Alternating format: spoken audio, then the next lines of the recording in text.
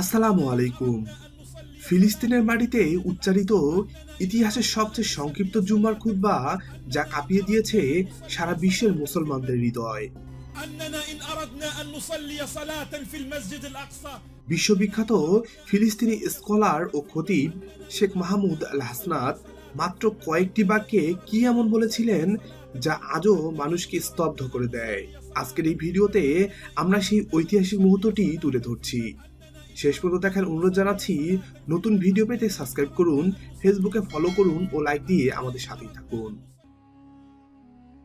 শেখ মাহমুদ আল হাসনাত, যার পূর্ণ নাম মাহমুদ সালমান জিবরিল আল হাসনাত, তিনি একজন ফিলিস্তিনি ইসলামী চিন্তাবিদ, ধর্মপ্রচারক ও লেখক। গাজা উপত্যকায় বেড়ে ওঠা এই আলেম বর্তমান সময়ে মুসলিম বিশ্বের অন্যতম প্রভাবশালী স্কলার ও খতিব হিসেবে পরিচিত। আরব ও ইসলামী বিশ্বে তিনি দরিদ্রের কণ্ঠস্বর হিসেবে পরিচিত এবং এই অবদানের জন্য তিনি দরিদ্রের প্রচারক উপাধিতে ভূষিত হন। নিপীড়িত মানুষের পক্ষে দাঁড়ানোই তার পরিচয়।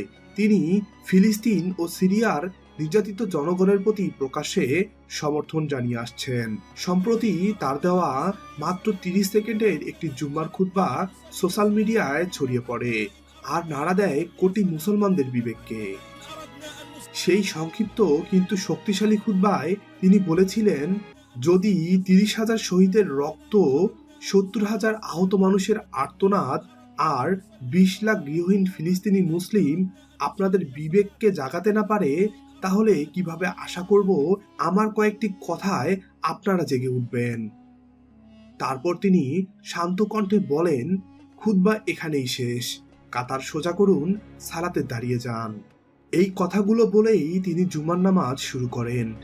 এটাই ছিল ইতিহাসের সবচেয়ে ছোট জুম্মার খুতবা, কিন্তু প্রভাবের দিক থেকে সবচেয়ে গভীর ও শক্তিশালী।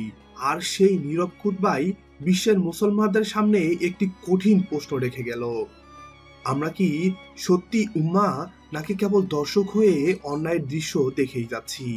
এই সংক্ষিপ্ত খুতবা আমাদের মনে করিয়ে দেয়, ঈমান শুধু মুখের কথায় নয়, ঈমান প্রমাণ হয় ব্যথা অনুভব করার ক্ষমতায়, দোয়ার চোখের পানিতে এবং সত্যের পক্ষে অবস্থান নেওয়ার সাহসে।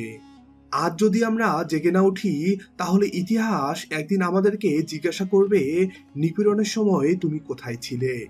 এই খুতবা আমাদের ডাক দেয় নীরবতা ভাঙার, দোয়া বাড়ানোর এবং অন্তর বিবেককে জাগ্রত রাখার।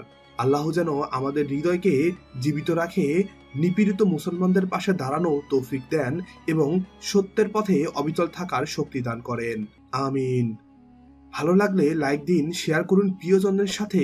নতুন ভিডিও পেতে সাবস্ক্রাইব করুন, ফেসবুকে ফলো ও লাইক দিয়ে আমাদের সাথেই থাকুন। ধন্যবাদ।